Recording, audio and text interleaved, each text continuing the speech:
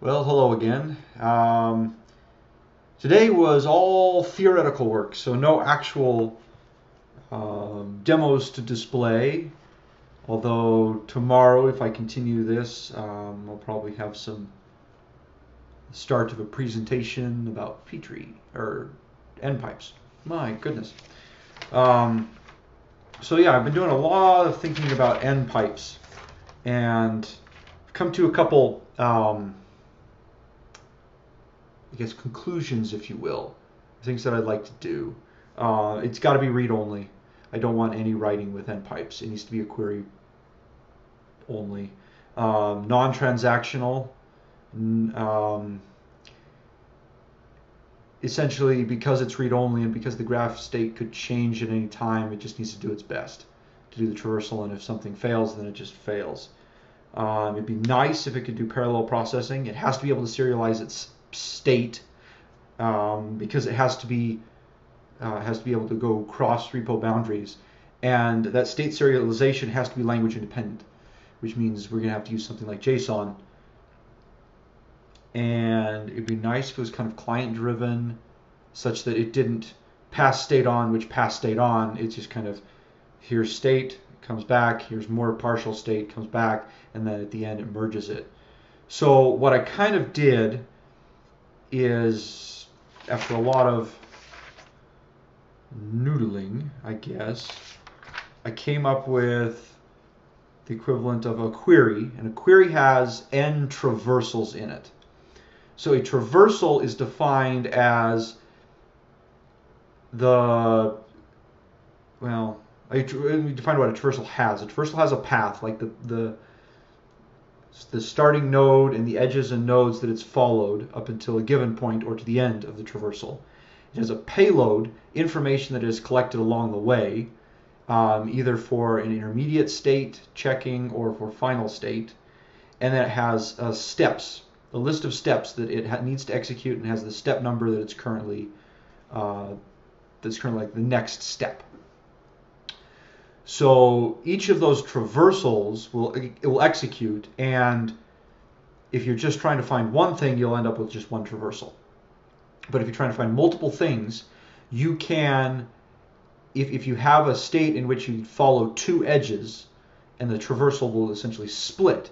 So what will happen is you'll take the copy of the path and the payload, clone that, cloning the steps, essentially just creating another copy, and then execute both of those traversals. Now what that allows us to do is to execute as much of the as many traversals in the query to completion as possible. Still working through the language on this, as you can tell.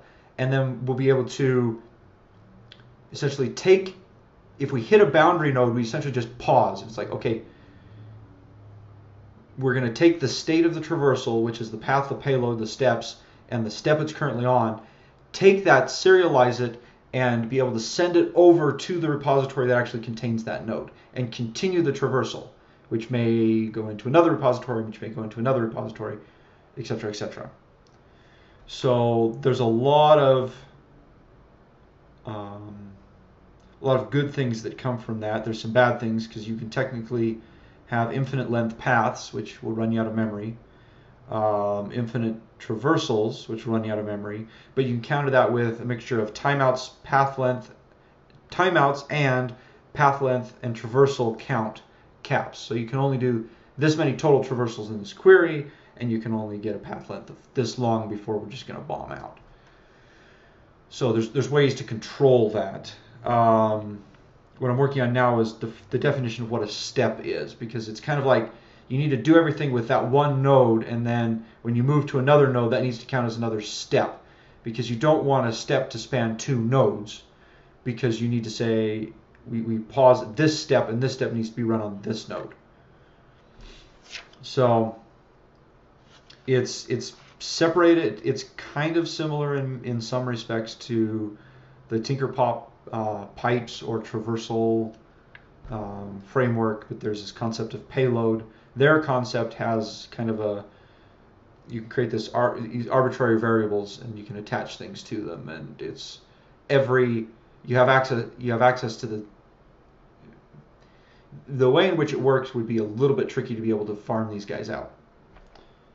And then the other thing is there's kind of a map reduce functionality in here inherent in the system, where you go out and you're essentially, in creating your payload, you're creating a map. And for each payload traversal thing, for each traversal, you can have an aggregation function at the end that takes it and reads it and puts things where it needs to go. And that reduction function should happen kind of at the client side or wherever the initial queries came out from. So after everything's done, you take that and reduce it back down. This is for 0.1.0. This is the first iteration. Eventually, you'll be able to do multiple like reductions or intermittent reductions, but not for right now. So there's that. That's pretty much about it. I've babbled on for a little while. But next is to create some diagrams and say, okay, here's how things work. Here's how the steps work, and then get into actual specification writing. So I'll write this just so that I can do. I'll initially write it for that family traversal because that one needs to be cross repo, and then we'll just kind of see where it goes from there. And yeah, that's it. Take care, have fun.